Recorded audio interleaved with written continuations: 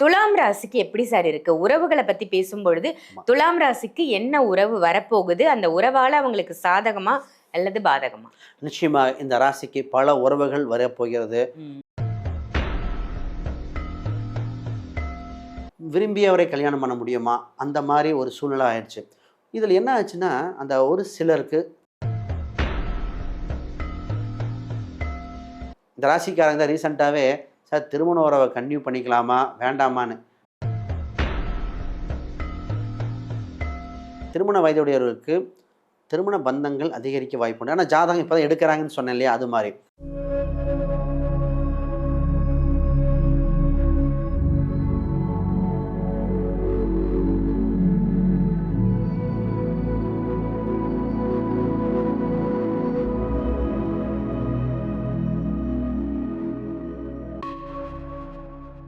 ஆன்மீக பரிகார நேயர்கள் அனைவருக்கும் அன்பான வணக்கங்கள். இன்னைக்கு நம்ம யாரை சந்திக்க வந்திருக்கோம் அப்படின்னு பார்த்தீங்கன்னா, இந்த ஜூலை மாதம் நடக்கவிருக்கும் 3 கிரக பயிற்சிகளை நமக்காக ரொம்ப எக்ஸ்க்ளூசிவா சொல்றதுக்காக யார் வந்திருக்காங்க அப்படின்னு பார்த்தீங்கன்னா, அஸ்ட்ராலஜர், அதே மாதிரி வாஸ்து நிபுணர், ரொம்ப சிறப்பு வாஸ்து நிபுணர். உங்க வீட்டில் ஏதாவது வாஸ்து பிரச்சனை இருந்ததுன்னா நீங்க சாரை சந்திச்சு கேட்டுக்கலாம். அதே மாதிரி சோழி பிரசன்னம் பார்க்கக்கூடியவர். தமிழ்நாட்டில் சோழி பிரசன்னம் அப்படின்றதே ரொம்ப கம்மியா இருக்கு.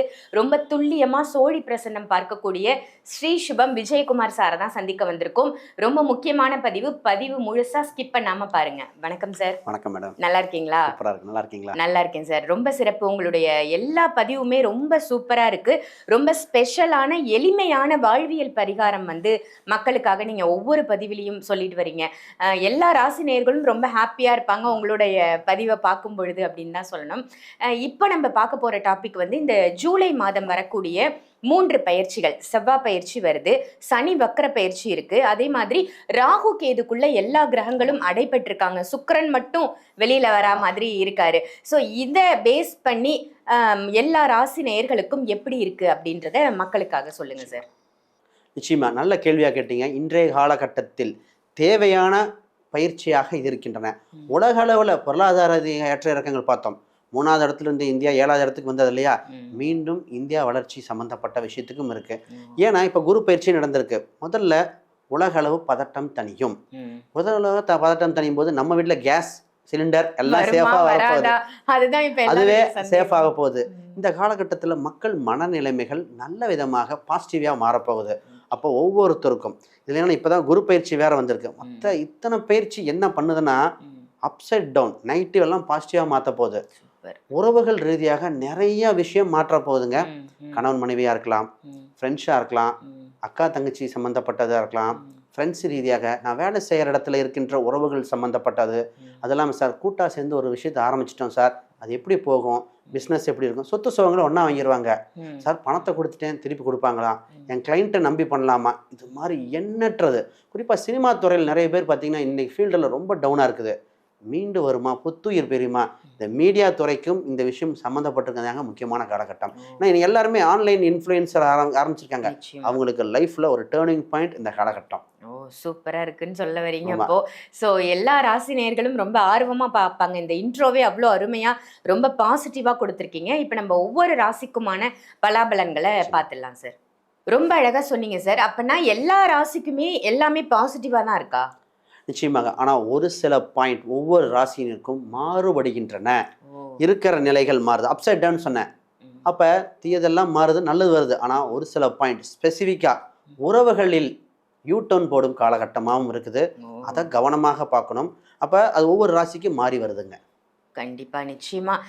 எந்த விஷயங்கள் உங்க ராசிக்கு மாறப்போகுது, எந்த விஷயங்கள் உங்க ராசிக்கு ரொம்ப சாதகமா இருக்கு அப்படின்றத ஒவ்வொரு ராசிக்குமா மக்களுக்கு நம்ம இப்ப சொல்லிடலாம் சார்.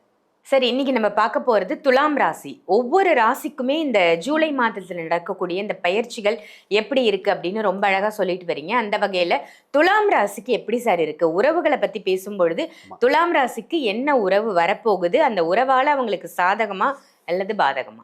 நிச்சயமா இந்த ராசிக்கு பல உறவுகள் வரப்போகிறது. ஒரு சில உறவுகள் வேண்டான்னு தவிர்க்க வேண்டிய ராசி இந்த ராசி தான். அப்ப எதுல கவனமா இருக்கணும், எதை இணைச்சுக்கணும் அப்படிங்கிற மாதிரி. ஏன்னா முதல்ல பிரிந்த உறவுகள் எல்லாம் சேர வாய்ப்பு வருது. ஃபர்ஸ்ட் விஷயம் இந்த ராசிக்கு என்னன்னா, சொந்த பந்தத்தில் மனஸ்தாபம் ஏற்பட்டு பல பேர் பிரிந்திருக்கிறார்கள். இந்த ராசி தான் என்ன பண்ணியிருக்குன்னா, என் அம்மாவே என்னை நம்பலை, எங்கள் அப்பாவே என்னை நம்பலை அப்படின்னு சொல்கிற ஆண் பெண்கள் இவங்க தான். இதே இது வயசானவங்களா இருக்காங்க, என் பெத்த பிள்ளைய என்னை காப்பாற்ற மாட்டேது அப்படிங்கிற அந்த வருத்தம் இருந்தது இந்த ராசிக்கு தான். அப்போ சொந்த பந்தத்தில் ஏற்பட்ட மனஸ்தாபங்கள் நீங்கி சரியாகக்கூடிய காலகட்டம் வந்திருக்கு. அடுத்தது இந்த காதல் என்ற ஒரு விஷயம் தாங்க. அதாவது உண்மையாக நேசித்து அவ்வளோ இதாக இந்த ராசி இருந்திருக்கும். ஆனால் அந்த நபர்கள் ஏதோ ஒரு சூழ்நிலையினால சின்ன ஒரு பிரிவினை, சின்ன ஒரு பிரச்சனை ஏற்பட்டிருக்கும். இது கண்டினியூ ஆகுமா வேண்டாமா, இது ரைட்டா தப்பா, அந்த குழப்பத்தில் இருக்காங்க.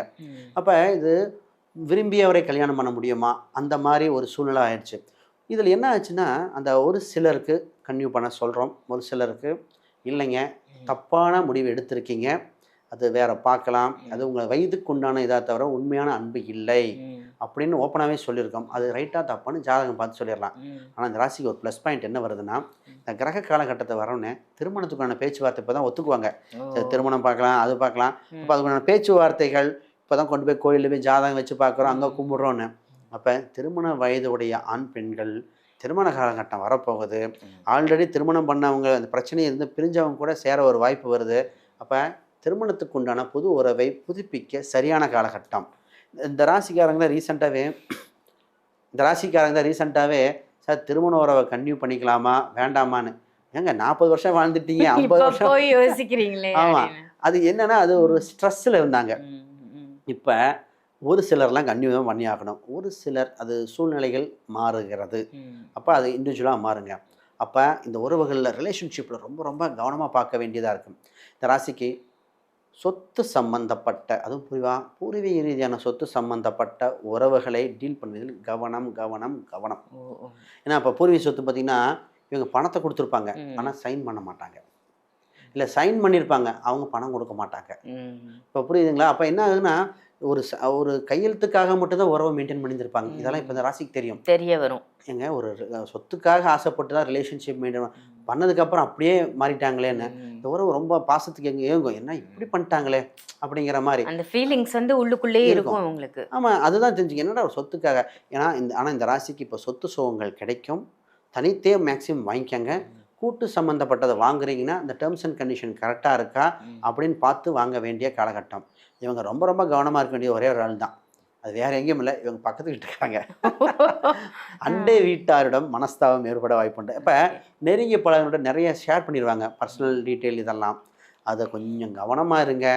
அவங்ககிட்ட சண்டை போடாமல் இருந்தீங்கன்னா இருக்கு, இல்லைன்னா உங்களை பற்றி ரகசியங்களோ இதுவோ அந்த உறவு மெயின்டைன் பண்ண வேண்டியது இப்போ இருக்குது. இப்போ சின்ன சின்ன சண்டைகள் வருது, இது இங்கிருந்துன்னா கார் பார்க்கிங்லேருந்து வீடு சம்மந்தப்பட்டதுலேருந்து பக்கத்து வீட்டு உறவு வகையில் தொந்தரவு வருது. அதன் மூலம் ஒரு அவமானம் ஏற்படுகிற காலகட்டம். சார் பக்கத்து வீட்டுக்காரன் பார்க்கணுமா, அங்கே தாங்க உங்களுக்கு மிகப்பெரிய இதாக மாறிடும். உங்களோட கௌரவம் அந்தஸ்து தன்னால் வாங்கி வச்ச பேரும் புகழ் அத்தனை ஒரு நொடியில் காலி பண்ணிட்டு போயிடுவாங்க. இப்போ இந்த விஷயம் ரொம்ப ரொம்ப கவனமாக பார்க்கணுங்க. கண்டிப்பாக. என்ன பேர் சம்பாதிக்கிறது ரொம்ப கஷ்டம், அந்த பேரை இழக்கிறது ஒரு நிமிஷத்தில் நடந்துரும். ரொம்ப எச்சரிக்கையாக இருக்கணும் அப்படின்னு சொல்கிறீங்க. பூர்வீக சொத்து பற்றி சொல்லிட்டீங்க சார். இப்போ திருமணம் புதுசாக இப்போ கல்யாணம் ஆகணும் அப்படின்னு நினைக்கக்கூடிய ஆணாக இருந்தாலும் சரி பெண்ணாக இருந்தாலும் சரி துலாம் ராசிக்கு எப்படி இருக்குது இந்த காலகட்டம்? நிச்சயமாக இது அந்த திருமண வயதுடையவர்களுக்கு திருமண பந்தங்கள் அதிகரிக்க வாய்ப்புண்டு. ஆனால் ஜாதகம் இப்போ தான் எடுக்கிறாங்கன்னு சொன்னேன் இல்லையா, அது மாதிரி. அப்போ இங்கே நிச்சயமாக திருமண வாய்ப்புகள் வருது. ஆனால் இதில் இன்னொரு சூட்சும ரகசியம் இருக்குது. நண்பனாகவே பழகிட்டு இருந்திருப்பாங்க, அவங்களுக்கு கூட 2 பேர் அண்ணன் தம்பியாக நண்பனாக இருந்திருப்பாங்க. அப்போ அவங்க கல்யாண ஃபங்க்ஷனுக்கு அட்டன் பண்ண சொல்லுவேன். ஏன்னா அங்கே தான் உங்களுக்கு ஒரு உறவை இன்ட்ரடியூஸ் ஆகும். இவங்களுக்கு நிச்சயத்துக்கு வாய்ப்புண்டு. நண்பன் வீட்டு கல்யாண ஃபங்க்ஷன்லையும் அண்ணன் பெரியப்பா சித்தப்பா அந்த உறவு ஃபங்க்ஷன்லையும் நீங்கள் தைரியமாக அட்டன் பண்ணுங்கள். அப்போ கல்யாண வயதுடைய ஆண் பெண்கள் பார்க்கும்போது அங்கே போகும்போது இன்ட்ரடியூஸ் ஆகும். அங்கே போனேங்க எனக்கு ஜாதகம் கொடுத்தாங்க, அங்கே போனேன் இன்ட்ரடியூஸ் ஆகும். அப்போ திருமண தடை விலகிற காலகட்டம் மாதிரி இது அமையுதுங்க. அப்போ உங்களுக்கு ஒரு உறவை இன்ட்ரடியூஸ் பண்ணுறதுக்கு இன்னொரு கல்யாண ஃபங்க்ஷன்லையோ சொந்த பந்தத்துலேயோ தான் போகுது. ராசி ஒன்று பார்த்திங்கன்னா 5ஆம் இடத்துல கேது பகவான் இருக்கிறனால என்ன ஆகுதுன்னா மைண்டு ரீதியாக டிசிஷன் மேக்கிங் மட்டும் குழப்பி விட்றோம், இதுவா அதுவான்னு. அப்போ ஒரு நல்ல எக்ஸ்பர்ட்டிட்ட அவங்க சொந்தக்காரங்கிட்ட இது மாதிரி ஒரு உறவு வந்திருக்கு, இது கன்டினியூ பண்ணலாமா என்ன ஏதுன்னு திருமண ரீதியாக சொத்து ரீதியாக எல்லாமே இன்னொரு டைம் டிசிஷன் எடுத்து ஃபைனலைஸ் பண்ணிட்டா ரொம்ப நல்லா இருக்குங்க. சூப்பர் சூப்பர், ரொம்ப சிறப்பாக சொல்லியிருக்கீங்க. துலாம் ராசிக்கு என்னென்ன விஷயங்கள்லாம் உங்களுக்கு சாதகமாக இருக்குது, என்ன பாதகமாக இருக்குது, திருமணம் ஒரு நல்ல காரியத்தில் போகும்போது கைகூடும் அப்படின்னு சொல்லியிருக்கீங்க. நல்ல தகவல் சார், நன்றி. இந்த பதிவு உங்க எல்லாருக்கும் பயனுள்ள பதிவா அமைஞ்சிருக்கும் அப்படின்னு நினைக்கிறேன். இதை மற்ற ராசி நேயர்களுக்கும் ஷேர் பண்ணுங்க. அதே மாதிரி நீங்க அஸ்ட்ராலஜி கத்துக்கணும் அப்படின்ற ஆர்வம் உங்களுக்குள்ள இருக்கும். எப்படி கத்துக்கிறது அப்படின்னு தெரியாம இருக்கலாம். நீங்க ஜோதிட கலையில் நிபுணராக ஆகணும் அப்படின்னு ஆசைப்பட்டீங்கன்னா கண்டிப்பா நம்மளுடைய ஸ்ரீ சுபம் விஜயகுமார் சார் ரிலீஸ் பண்ணியிருக்கிற இந்த புக்கை வாங்கி நீங்க படிச்சா மட்டும் போதும். இந்த புக்கிலேயே எல்லா விதமான விஷயங்களும் உள்ளடக்கிய புத்தகம் இது அப்படின்னு சொல்லலாம். சாரே இதை எழுதி வெளியிட்டிருக்காங்க. இது அமேசான்ல, பிளிப்கார்ட்ல எல்லாத்துலேயுமே கிடைக்குது. இல்லை என்னால் அதெல்லாம் போய் தேடி வாங்க முடியலன்னா வீடியோவில் தெரியிற நம்பருக்கு கால் பண்ணி சார்கிட்டே டைரெக்டாக கேட்டு கூட இந்த புக்கை வாங்கி நீங்கள் படிக்கலாம். ரொம்ப உபயோகமாக இருக்கும்.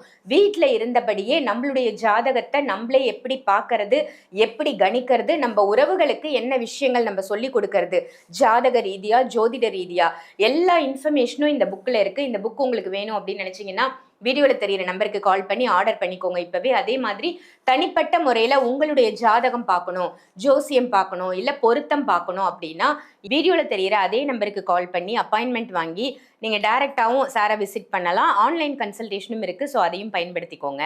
இதே மாதிரி வேற ஒரு நல்ல நிகழ்ச்சியில் உங்கள் எல்லாரையும் சந்திக்கின்றேன். நன்றி, வணக்கம்.